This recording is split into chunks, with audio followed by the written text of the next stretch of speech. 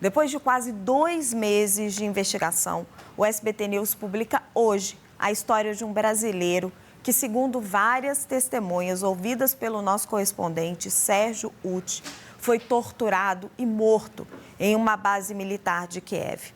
Os denunciados são outros brasileiros que comandam uma unidade chamada Advance.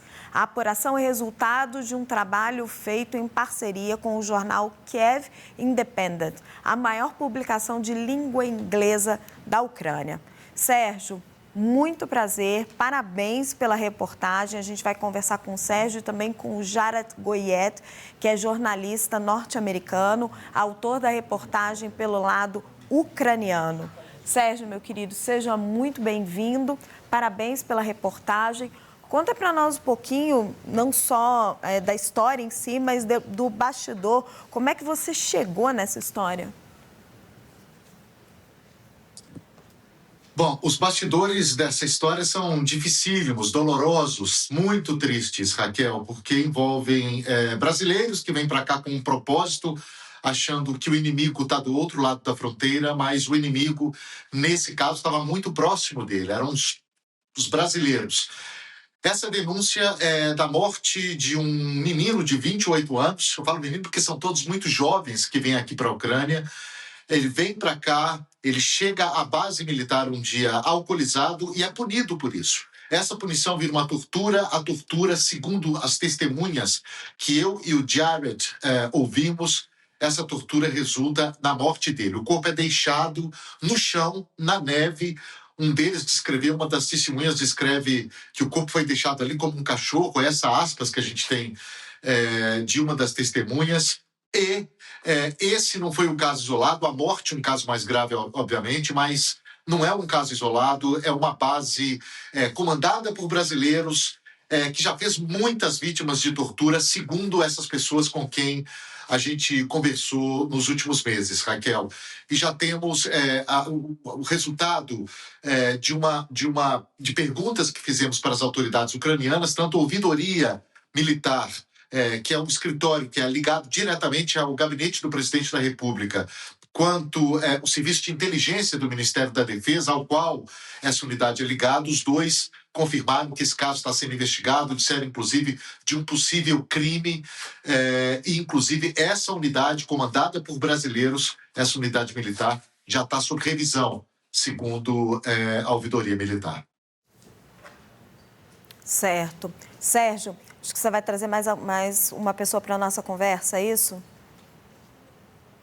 Exato. O Jared Goyette está aqui para a gente, norte-americano, fala português muito bem, vive aqui na Ucrânia e percebeu com muitos detalhes esse problema começar lá no ano passado, quando começa a aumentar muito o número de brasileiros, de latinos aqui também, há muitos colombianos aqui na Ucrânia. E, Jared, o problema, me parece, é muito concentrado nesses batalhões comandados por brasileiros, né? Não há casos de envolvimento direto de ucranianos, né? Até agora não, a gente não tem um caso de envolvimento direto de ucranianos, mas existe questão em si de até quem sabia o que estava acontecendo, que parte da comando ucraniano tinha noção ou não de que estava acontecendo dentro deste batalhão. Acho que este batalhão Advanced está sob controle de Havants, outra unidade que é ucraniano. E acho que o comandante desta batalhão tem questões que têm que ser respondidos.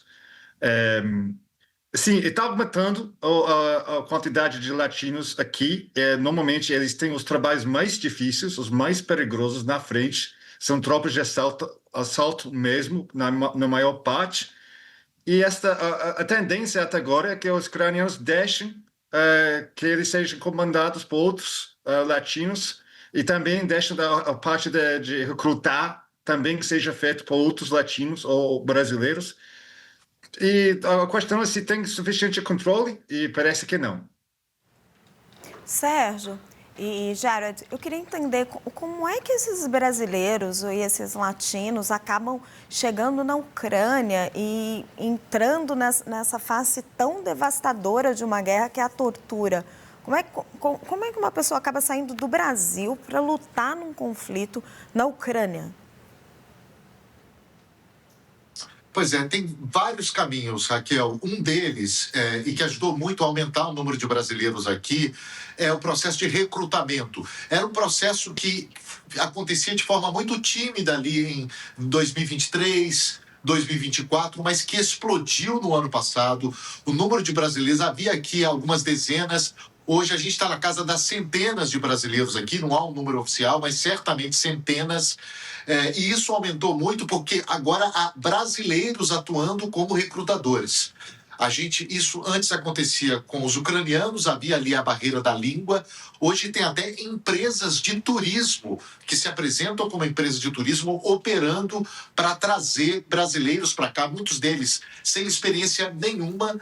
E o problema é que quando eles vêm já diretamente contactados por uma unidade, geralmente com passagens pagas por elas, eles ficam presos a essa unidade. Muitos com passaportes retidos, inclusive, como foi o caso do Bruno. O Jared tem informações também sobre isso, né, Jared? Eu posso dizer que eu conversei com agentes da inteligência ucraniano nos últimos dias sobre esta situação. Eles são conscientes, eles sabem que essas empresas que estão recrutando estão fazendo, às vezes, promessas falsas de como é a realidade aqui, de como é o pagamento aqui, de como é o trabalho que eles vão fazer.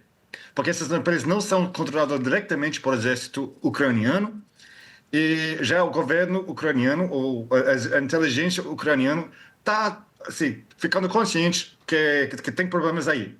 Eu quero dizer outra coisa, que isso foi uma reportagem muito difícil de fazer, porque as pessoas que falavam com eu e com o Sérgio estavam com muito medo para a vida deles e para as famílias deles. E eu escutei muitos relatos de tortura bem gráficos, mas não podia contar o que aconteceu na nossa matéria, porque contando os detalhes podia ser possível por o suspeito identificar quem falou comigo. E se as pessoas acusadas soubessem quem falou comigo, a vida dessas pessoas podia ser peligro. Gente, é gravíssimo, né? Porque... Exatamente. A gente, inclusive, tomou alguns cuidados, se você me permite. A gente tem as gravações, eu e o Jared temos todas as gravações das pessoas com quem conversamos, mas essas gravações não vão ser exibidas na reportagem. A gente decidiu que os trechos, as declarações delas fossem narradas por outras pessoas, justamente para preservar a identidade dessas pessoas que receberam muitas ameaças. Algumas dessas ameaças, inclusive, a gente traz na reportagem. É gravíssimo, porque começa com tráfico de pessoas, que já é um crime, e termina em assassinato e tortura.